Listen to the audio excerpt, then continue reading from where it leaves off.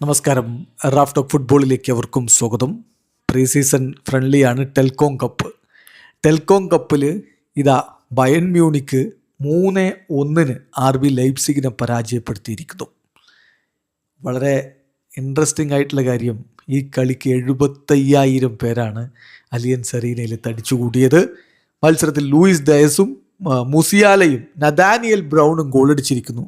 ബയണിനായിട്ടുള്ള ഡെബ്യൂവിൽ ഗോളടിക്കുന്നു.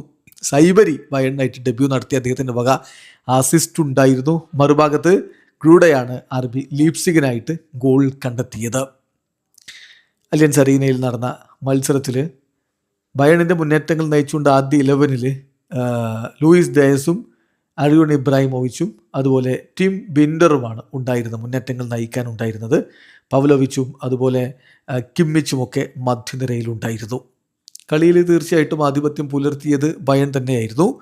കളിയുടെ 13-ാമത്തെ മിനിറ്റിൽ ലൂയിസ് ഡയസിലൂടെ അവർ ലീഡെടുത്തു.